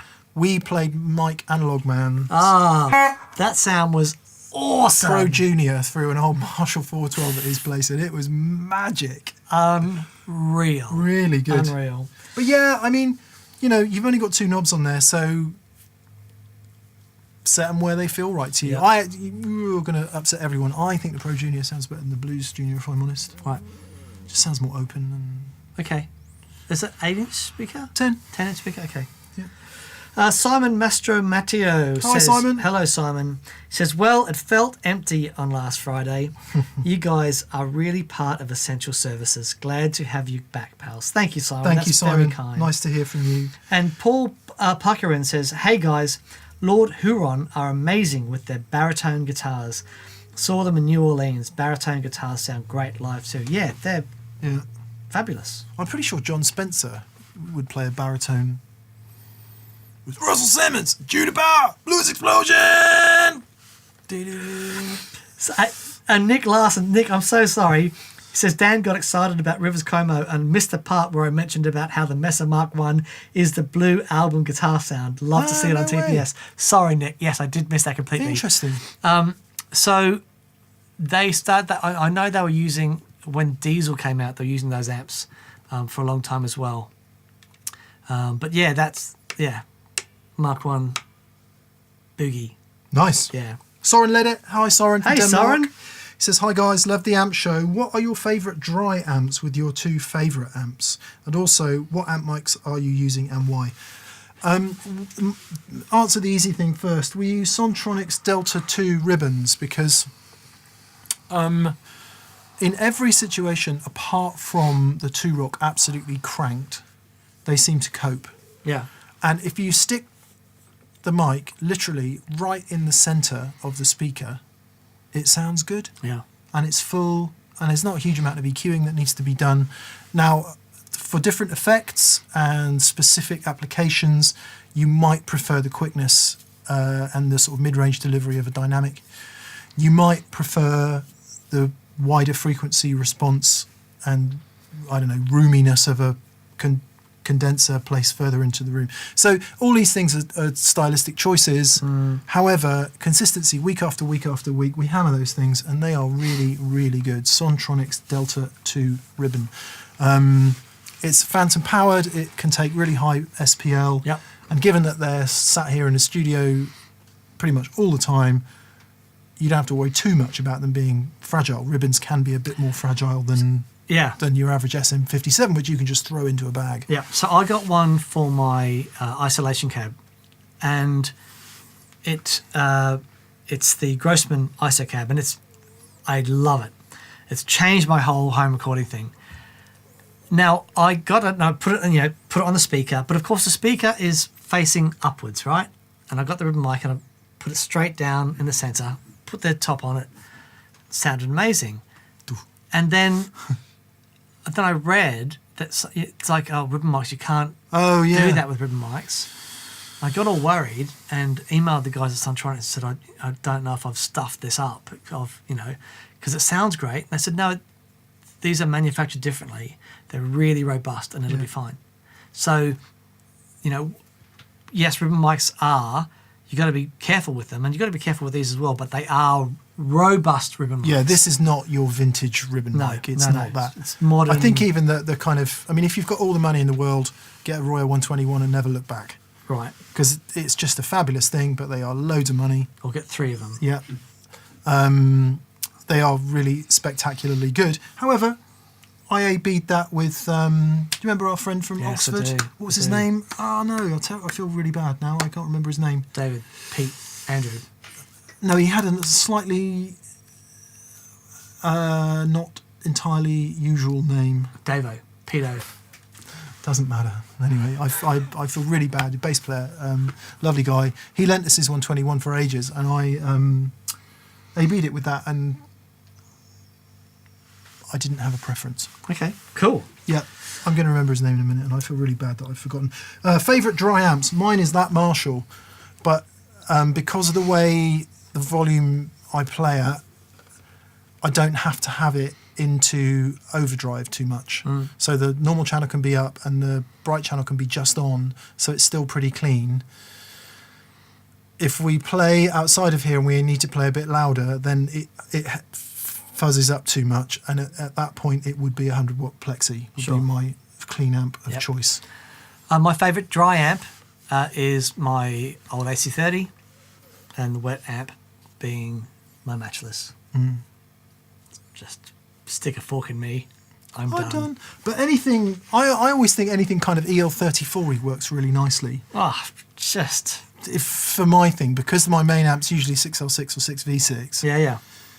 Well, definitely, and there's different shapes to the note. It's a bit harder. And a different mid-range too, particularly when you're talking about like a Marshall and a Fender-derived amp. Or in Dan's case, a Vox-derived amp and a Marshall, or a Vox and a Fender. I think having a mix works really nicely. Yeah, I used my J20 and my AC30 for the longest time, and that's a magic combination. I love that. And the Vox was my dry, and the J20 was my wet. But the Vox works so well as a dry amplifier, and I just, because the Matchless now is sort of everything, have that combination is great. But if I did a wet, dry, wet, I'd probably have the J20 in the centre. Yeah. To be honest, anything works. And as long as it's complementary to the other amp. Yeah. And most amps kind of are. Yeah. It seems to me anyway. Most good amps kind of are. Oh, the best dry amps I've ever heard. I was at this gig watching Paul Stacey. Oh, Selma treble and bass. They're amazing. Any high watt. Yep. But no, Laney Supergroup. it's a super group. He had the 20-watt. There's a combo, the 2x12 vertical combo. Oh wow. Oh my giddy aunt! It was unfreaking believable. He had that and the high watt. Oh my god. Far out, man. I went onto Reverb at the weekend and I just went amps for sale in the European Union, and I scrolled every single amp for sale in the European Union. Quite a few semi-well-priced supergroups. Really? Yeah. Different versions thereof. Okay. There was quite a few interesting things, actually. Wow. I was hovering over the buy button. Interesting. Jay Yelton. Hi, Jay. He says, "Hi, Mick and Dan. I'm getting my first S-type guitar. Went with a Sir Classic S, very nice, HSS. However, the SSS versus HSS choice has been stressful. What are your thoughts?" You know if you like humbuckers. Yeah, there you I go. really have never really had one in a Strat. And if I'm playing a Strat style guitar, I don't want a humbucker there. Right. Because if I'm doing humbucker stuff, I want a humbucker guitar. Sure. Which should have Gibson written on the headstock. Or maybe Paul Reed Smith, or maybe Collings. However, if you play the kind of music that absolutely demands you have a humbucker in the bridge of an S-type guitar, i.e. any rock created from like 79 to 1990-ish, I don't know, choose the dates of your choosing, Just whip them out. then it's essential to that sound. Sure. Absolutely essential to that sound. Yep. So really it's down to what you want to play on it and what sounds you're going for. Yep. If you like John Mayer, probably not HSS. Yeah. So I had a Strat Plus in the 90s, and when I was on tour with a young lady called Max Sharam, and I was her guitar player for a number of years, and I had a Strat Plus with the Seymour Duncan Invader in the bridge and a Jeff Beck humbucker in the neck. JB. JB. Is not... Okay. I don't know if it ever was, but it definitely wasn't after that. Okay, so Seymour Duncan Invader and a JB in the neck, and that thing sounded amazing. For the heavy, because some of the songs were quite heavy, and it was awesome. There's a mid-range response and a dynamic response that a humbucker gives you that you don't get out of a single coil. Totally. And if that's what you want, then Yep. it's a great choice. Yep. Either way, it's a blooming great guitar, and you'll love it. Yep. David Burke, if only a Gibson is good enough, Dan, how about an ES275, the non-thin line version, as a jazz guitar? It's more like a compact L5, which is what you were asking me earlier. Hang on. Says David Burke. ES275. Yeah, All right. I think that wasn't. Now, this is where my ignorance of Gibson hollow bodies is going to come to the fore. Didn't they release the 275 a few years ago at NAMM? ES275. The 295 is the Scotty Moore guitar.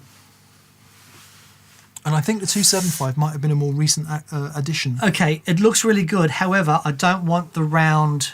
I want the sharp cutaway. Now then, Dan, let's do a cutaway quiz, shall we? Round cutaway is...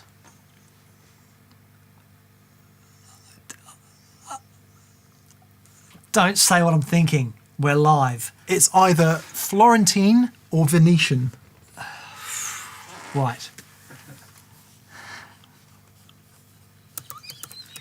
Come on, which one is it? Round one. I've I've got to check.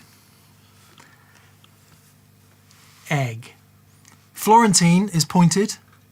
Oh, okay. Venetian is curved. Oh, really? Okay, Yeah. well, I want a Florentine. cutaway. Okay. I thought the Florentine was the heel thing here. No. Florentine cutaway is pointed. Okay. Venetian cutaway, I think, is curved. Okay. You should know. I should know this, shouldn't I, as a guitar journalist? Well, no, I don't know. You did very well. Former guitar journalist. Okay, while you're looking that up, Mark H says, hey, thanks, guys. You've been my rock during lockdown. What's your thoughts on the pros and cons of self-built part casters? Do you own any yourselves? So Mick and I were talking a little while ago about doing a show where we both build a parts caster. Yeah. And I am so keen to do that. Let's I do think it. it'd be so much fun. Let's do it. Yeah. I'm up for it. I was pretty sniffy about that kind of thing when we got going on the show, just because I know that the Fender Custom Shop or the regular Fender line or any guitar builder who's been building guitars for more than 10 minutes can build an infinitely better guitar than me. And while everyone seems to think that just slotting 2 bits of wood together gives you a Strat, it really doesn't. So with that in mind, Agree. I think we should make the video Okay. and just prove that it's actually really hard to Okay. get a great guitar. All right. I think it's pretty easy to get an average guitar. All right. Mine's going to be so average. Okay. We all know about average, Dan. Born average. Ryan Crawley says, if you're looking for a bedroom recording amp on a budget, the PV Classic 20 watt head in the 5 watt mode is amazing for cleans. Be well and safe. Thank you, Ryan. The PV Classic is great. I had some. Yeah. I had some. With the, I don't know if they've solved it, but with the older ones, I had some what we call reliability issues. Yeah. With those PV ones, but gee, they did when they were going. I don't know if that was a sounded really circuit great. board bending problem. The ones I had, I managed to overheat, and they would always. Yeah, right. Anything that's got the valve bases on a PCB, thank you know. Yeah, I really like the 15 a 15-inch speaker 15 one. yeah, yeah. The Delta Blues The- was pretty cool. Amazing. Sean Jones, Mick, I noticed you've still got your 335. Any progress and exchanging it for the Collings i35? Sean, that's the question we answered earlier, and I'm sorry I missed your name and your kindness in the super chat. So thank you. John Gogo says, "Hey, I'm back. I'm curious. I'm curious where to put my Kingsleys on the chain. Jump back, I'll kiss myself. I'd like to go Kingsleys, delays, effects return, but my Boonar and MXR Echoplex don't have the headroom to run after without breaking up. Thanks." Interesting. So, yeah, it's very interesting. It's so with the Boonar and the Echoplex, they're designed to go into the front of the amplifier. The character delays have got to go in the front. Yeah, totally. So just put them before the preamp. It's just, that's the nature of them.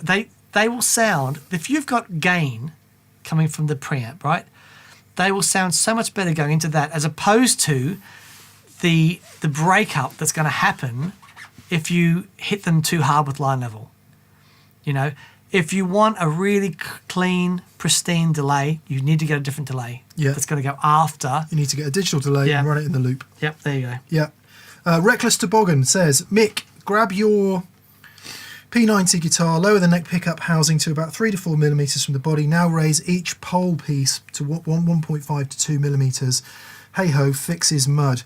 Reckless, we did this on a show, 10 things you asked us to try. We tried it and it helped a little bit, but it didn't solve it. Didn't really solve the problem. I actually think the problem with this guitar is the physical position of the neck pickup is too far down the neck. Too far towards the neck. Yeah. Yeah. Absolutely. So And it's just mud central. my favourite, So there's a staple going in there. sure, my favourite SG Customs actually had that neck pickup quite like a couple of centimetres Further closer away. towards the bridge. Yeah. And they sounded amazing. Well, look, it's further away. Yeah, It is on a Strat, it's Yeah. further away. Yeah. I don't know about other guitars, but I mean, the 335 humbucker is right on the end of the fingerboard Sure. there, so I don't know, maybe it's something to do with the neck heel. Anyway, it's too muddy. We tried it. Yeah. There's a staple going in there, which will hopefully solve the problem. I'm going to, before you put the staple in, I've got a quick trick that I want to try and see if that helps. But anyway, we'll get there. Right, Dan B says, "Hi, thanks for everything you do. It's made the last few months survivable. Any tips for a non-songwriter starting out with song lyrics? Thanks." Yes, Dan B. Just do it. You just make a start. Yeah.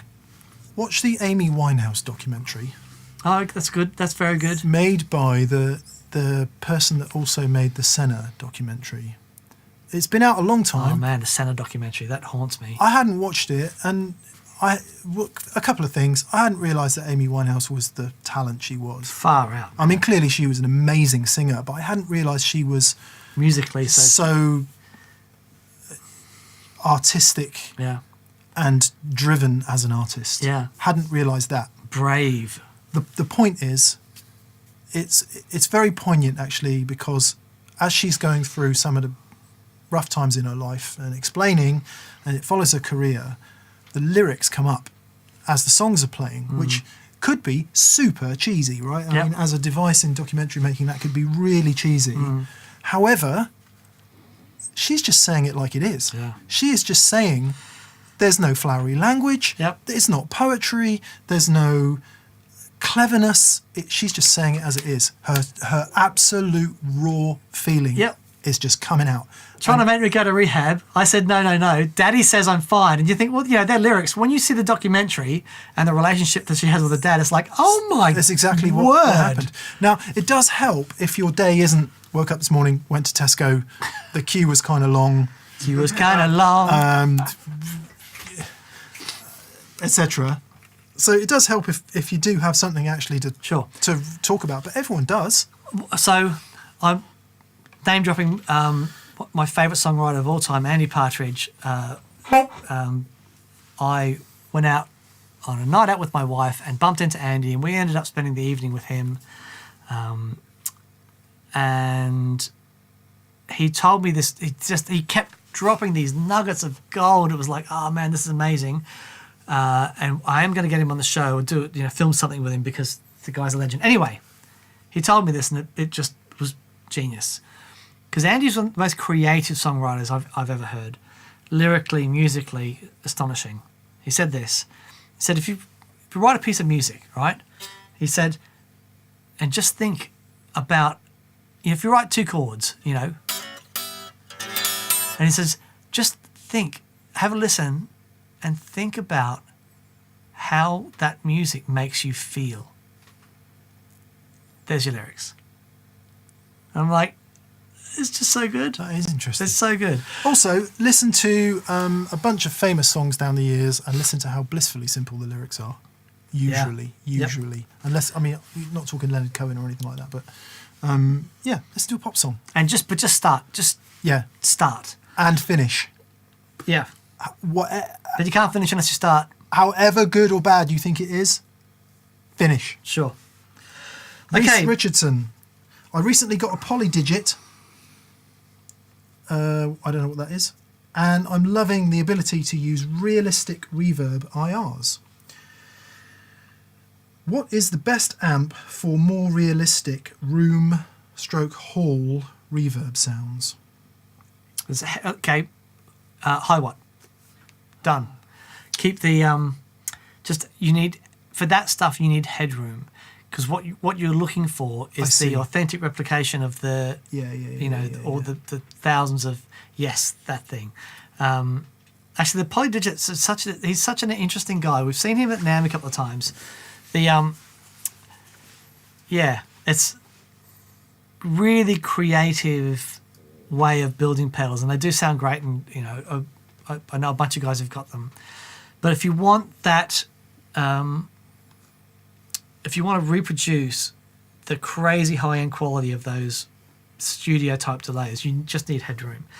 And the tricky thing is balancing an amp with character, with the character that happens during limiting, and the headroom. The best amplifier for me of all time for that is high watt. Yeah. Because it's crazy headroom, the cleans are divine, but it's not sterile. It still has character. It's worth remembering that if you've listened to any great music over the years and you've heard a really brilliant guitar amp with a really awesome reverb, that reverb is probably mixed in parallel at the production stage via some amazing bit of studio gear. So it's never come out of the guitar amp at all, ever. Yep. So listening to the most amazing reverb sound ever on a guitar sound and then going, how can I make it come out of my guitar amp? Well, it may never have come out of the guitar amp. It may always That's have. Dick Dale or something. Yeah. I remember I was recording an album in Australia at Middle Oil Studio, and they've got this drum room, and it was all 44-gallon drums cut in half, all around the walls. Yeah. And put my amp in the corner, a mic on the amp, mic in the corner, and just mix the sound of that room in as like just unreal. So yes, it could have been a room. Could have been in addition to a nice bit of outboard gear. Matt Prosy says, no question this week. You guys rock. Thanks, Matt. That's very kind. And Daniel Webb says, just a thought, Mick. After your comment on the studio pedalboard, I wonder if home players are looking for a recording sound rather than a live sound. Yes. E.g. use of compressor. Just a thought. Yes, totally. Yeah. And funnily enough, it's something that comes crashing home the more Dan and I sit here doing this week in, week out, is that they are two different beasts. Totally. Recording and playing live are, it's almost a different sport. Yeah. Isn't it? Yeah. First time I ever was aware of that, there was a great interview with Def Leppard's guitar player Phil Collin, and he was saying that. So I remember, after they released Hysteria, I can feel it anymore. Was it?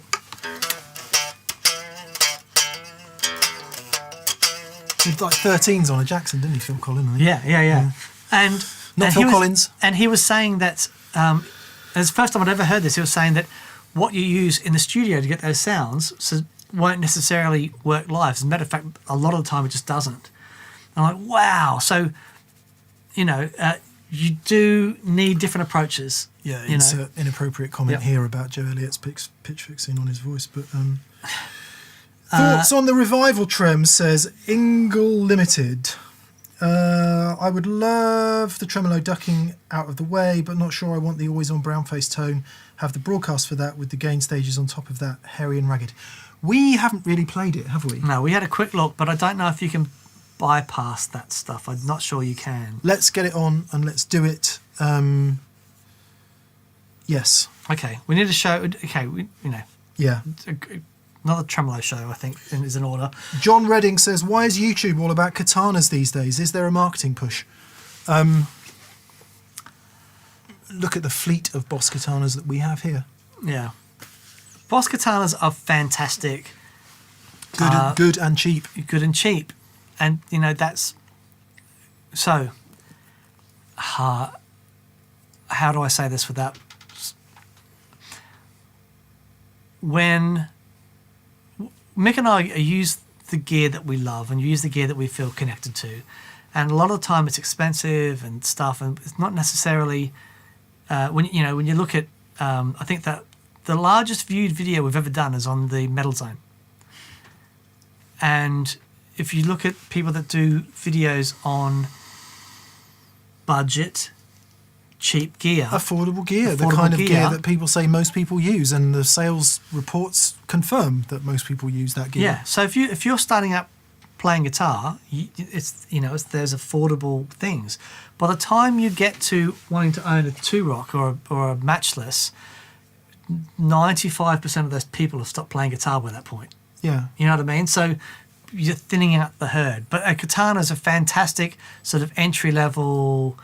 Easy to use, super friendly to play. Great, reliable. Ridiculously good sounding for the money. Yeah. And they've done a great job. But there is that thing of, we're really... There's a reason Nissan sells so many Qashqais. Yeah, right. Yeah, there you go. So I hope that answers You'd like a motoring analogy? Selen says, hi guys, curious how you would set a 1987X with a loud drummer and super loud bass. I love/hate this amp. That is a really interesting question.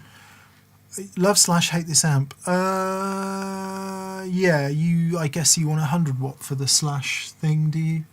The problem with the 1987X is it's disgusting bright cap in the... It wasn't the slash, it's just like, I love and hate this amp. Oh, I see. You know what I mean? I thought you said I love/hate this amp. Very good. The problem with the amp, if your problem is it just goes like nice, and then which it kind of does, then you could look at having that bright cap modded in channel 1. What we do is we jump the channels and run the normal channel up to halfway or something, and then literally just hair. Just. I remember when you're using this amp at the blues thing that you were doing with Neville in Bristol, and I remember I was sitting at the front thinking, man, you honestly, you sounded awesome. And then you thought you were too loud and you went and turned the treble channel down. And I was like, no, turn that back up, because all of that stuff that was working in the band went when you turned the treble back. And you did, you turned it back, and I was like, yeah, there it is. But that's a really important frequencies. In the live... But working with a loud drummer and loud bass player, you'll find that's really important. Yes, and someone else asked a question about what frequencies would you push to cut through a live drummer and bass player. Well, all the ones that it adds, which are a ton of 3.2 and the sort of hump around there. 10 to 12K gives you a lot of presence too. Obviously, that's not available to you on there except for turning the presence all the way up. I just want to demonstrate the harshness of this high treble channel. And the kind of no. But this will hopefully land on the why you hate this amp. Sure. I'll turn the boogie is turned off, Dan. Yep. So what I'm going to do to save Fraser going up and down on the voices, we'll start with the amp as it is. Then I'll turn the high treble channel down, and I will mess with the normal channel so you can just hear the normal channel. I'll then dial the high treble channel in, and it will be absolutely obvious what's happening. Sure. Give it some. Do you want to add some love on here? Give it some love on the guitar, mate. Can you just the guitar? Just the guitar.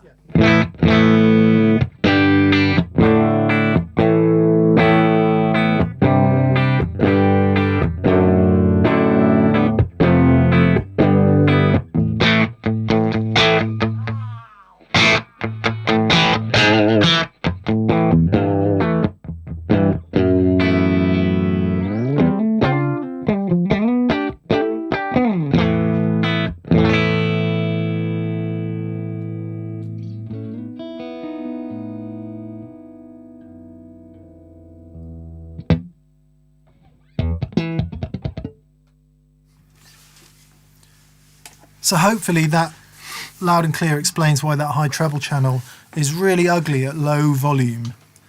And set like it's set now is a really nice clean amp. And just to square the circle here, because a lot of people will be going, that's not what you use a 1987X for.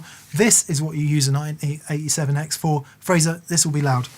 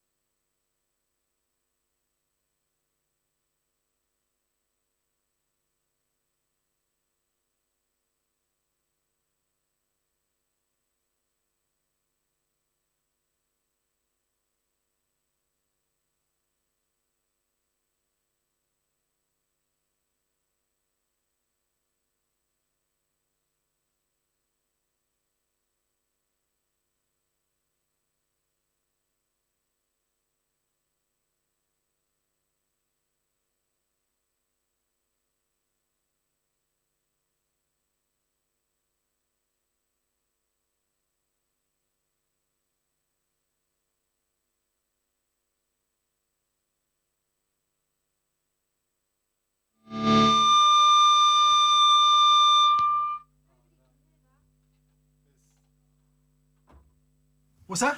Oh, I messed up. I'm really sorry. Huh? They couldn't hear it. Okay, we couldn't hear it. Let's do it again. Ready? Yes. With the vocal mics up? We're good. Yeah. Okay, right. Apparently you couldn't hear that, so we'll do it again. That was the 50 watt plexi on 10. I shall just do it again. Dan, ready? Yep.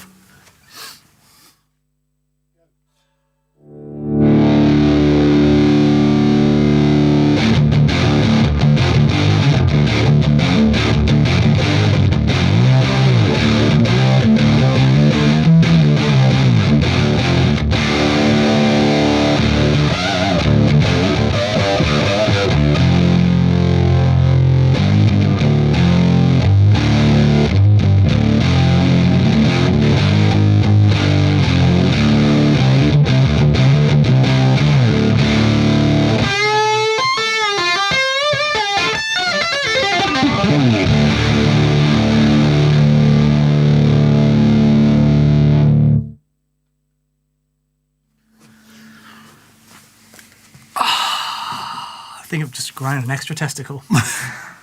That was it on 10. That was it, flat out across the board.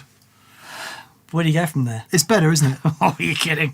It's better. And that's man. you know, what happens then is when you turn that horrible, aggressive, ugly, disgusting bright cap at low volume, as you crank the high treble channel, is less and less and less effective Yeah. throughout the rotation of the pot. So when the thing's flat out and being used as the dear Lord intended, then it sounds right. Sure does. But man, it's loud. Yeah. The weirdest thing is it doesn't sound loud when you're playing No. because you're so caught up in that moment. Yeah, I mean, it's nothing on the 2-rock or the high watt. It's not that loud. No, that's right. Yeah, But yeah. it's a glorious. I don't know how long it would go before it popped Yeah, and smoke and stuff. in that. Ross Chevalier, thank you so much. And John Gould, thank you, mate. That's very kind. Waldo Espinoza says, hi, guys. I got a Serotonin 50-watt SSS Dumble clone. Was wondering if my Friedman cab with Celestian creamback is a good match. Thanks for all the shows. Depends on the creambacks. If they're 75s, yeah, that'll work pretty well. 65s, did he say Steel String Singer clone? Yes. If it's a 100-watt one, they'll probably be okay. If it's a 150-watt one, you'll probably want a slightly more beefy speaker. The heavy magnet 75 ones are more efficient and they have a slightly higher wattage rating, but it's not really about that. They're just a bit more efficient, a bit cleaner sounding, whereas the 65 creambacks are woodier. They sound a bit more like a high-power greenback to me. Right. So I'm sure it'll be fine. Depends how much you want to crank that thing, because if it's a 150-watt one, that's... What was the 2-rock? 2-rock did a version of it at the last show, The right? Sterling Silver Signature. Far out, man. Silver Sterling Signature. What a beast. Yeah, yeah, yeah. Brent Porter says, buying a Strat online because there's no stock near me. What do I look for when I can't, without handling it? The 3 rules of buying a guitar, Brent. Which are, Daniel? What it looks like, What it looks like and what it looks like.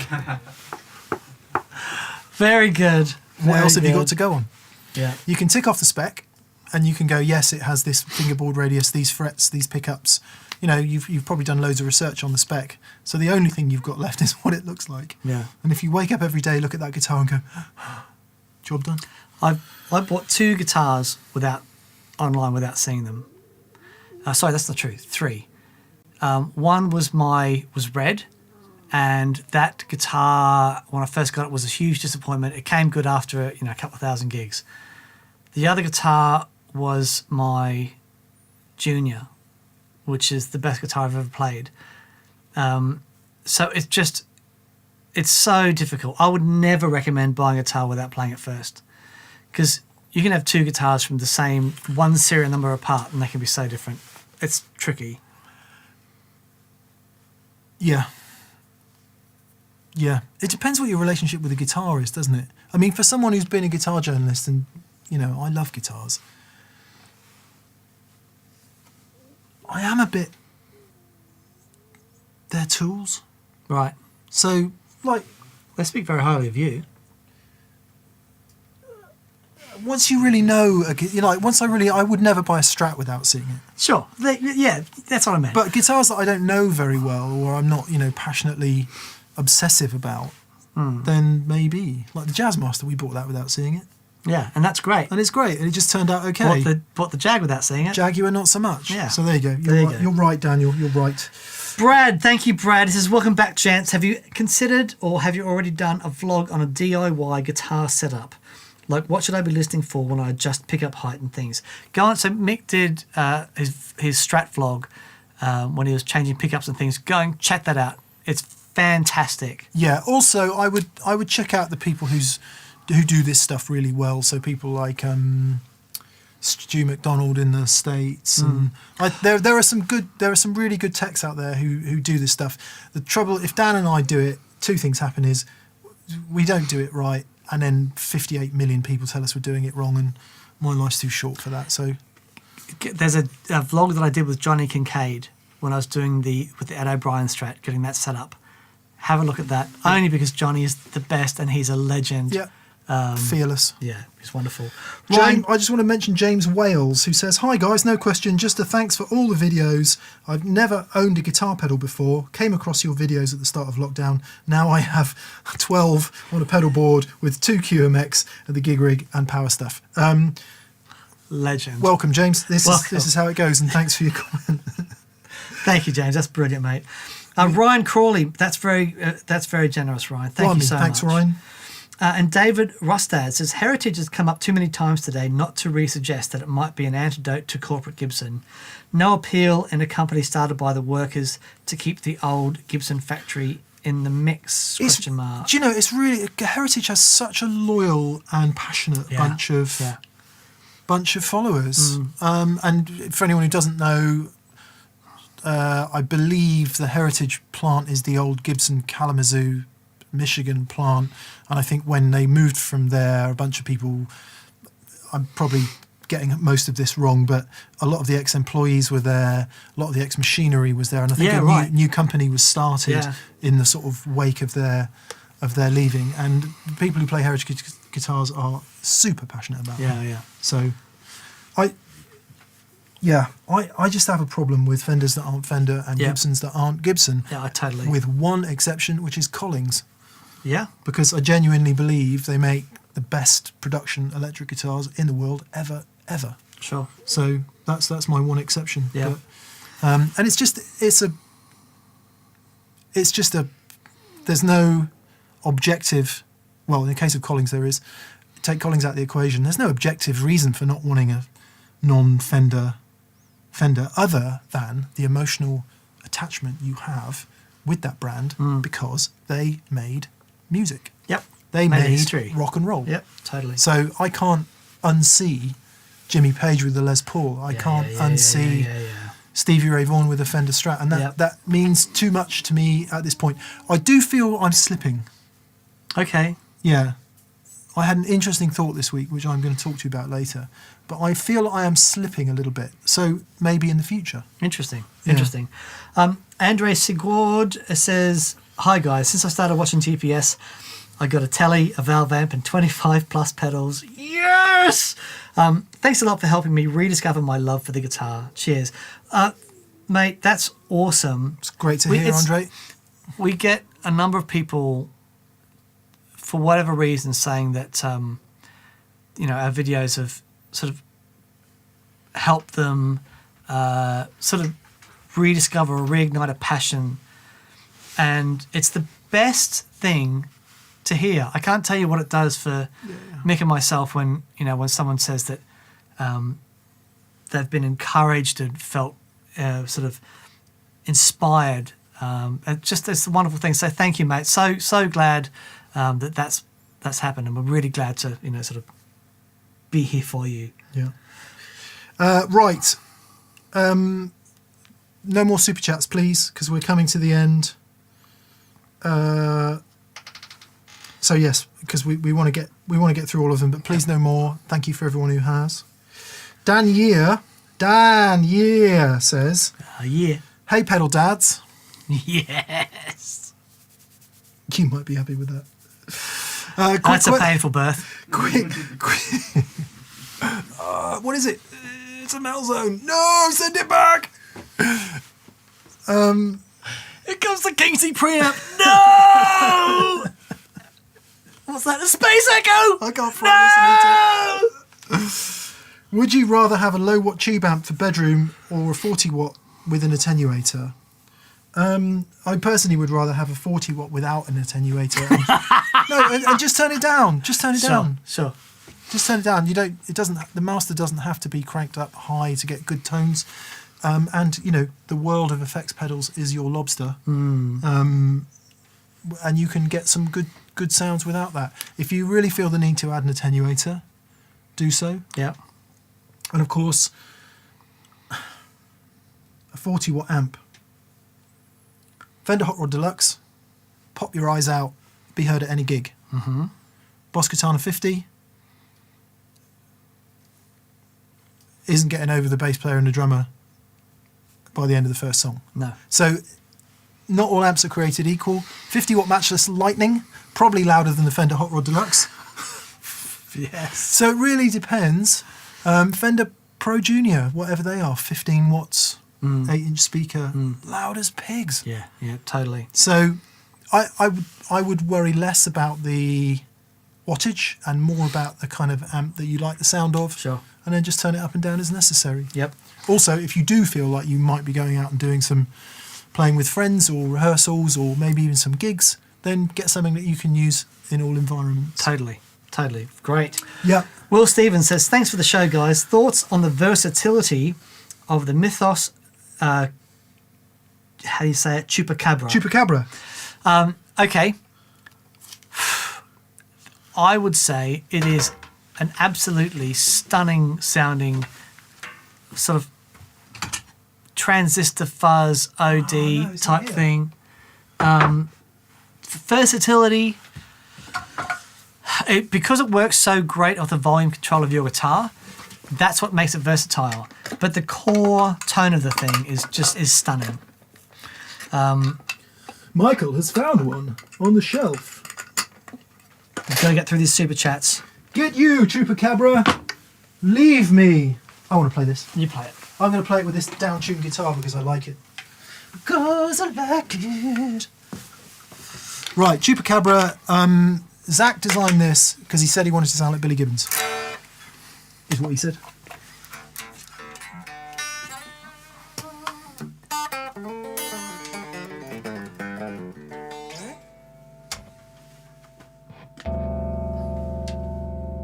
Got to bring the Marshall back into play, haven't we?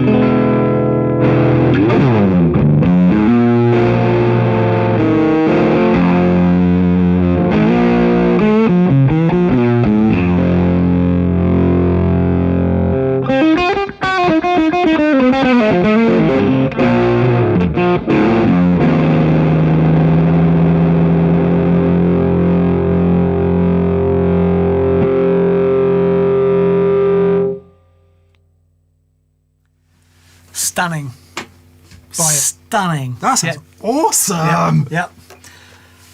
Hello, ladies. Sorry, just on the versatility question, we had the gain pretty much a long way up there, and I just turned the volume down as you heard, and it went nice and clean. So I would say pretty versatile. Yeah, definitely. Right, where are we? Come on. Here we go. That was that one? Okay. I really like Flip that one. Regina. Just stunning. Flip Regina. Hello, guys. Watching TPS on a rainy day feels great. Do you think a Sennheiser E906 is a good affordable choice for miking a Victory V40 Deluxe? Yes. In fact, if you go back to the early days of TPS, that's the mics we were using. And honestly, awesome sounds. Yeah, great mic. I don't know if the 906 is absolutely worth the price hike over an SM57, whatever the 57 is Okay. these days. The reason we chose the 906 was because it was flat. Yeah. And we had no space. So if you had a 57, it would stick out like, Right. by the time it's on a stand and with the cable, it would stick out maybe 8 or 9 inches from the amp, whereas we genuinely didn't have that much room, which is why we use the 906. The other reason a lot of people like 906s is because they have the switchable high frequency attenuation, and they get used live a lot because you can just give them that kick. And that's why they're very popular for live. But Great mic, great dynamic microphone. We used them for years on TPS. So, Yep. yeah. John Redding says, thanks, I get the appeal of katanas, but I swear I've been hearing about them more and more in the last few weeks than in the last few years. You know, don't forget that there are very few gigs going on at the moment, and the katanas are a really popular home amp.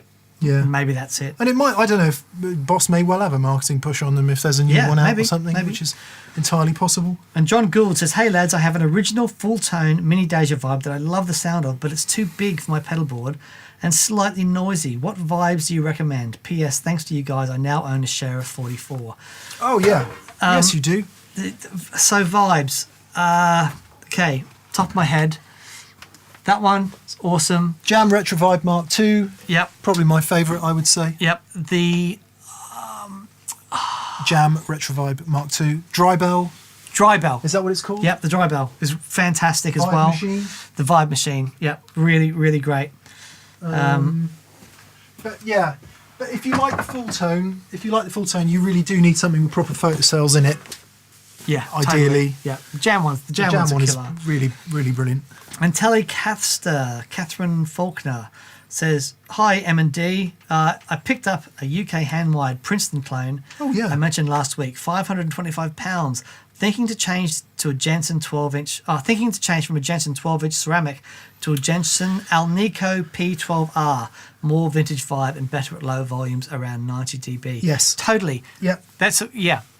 Speaker changes, they make all the difference in the world, and if you are playing at lower volumes, that's a fantastic choice. Yeah, tread carefully with some Alnico speakers can be very high sensitivity. So, for example, the Celestion Alnico Blue, I think is either 100 or 101 dB 1 watt meter, which makes it sound very, very loud at low volume. However, it overdrives very early, so you get into compression quite quickly. So it might sound ostensibly a bit louder to begin with, but actually it overdrives nicer. So I think the Jensens tend to be lower efficiency sensitivity than Sure.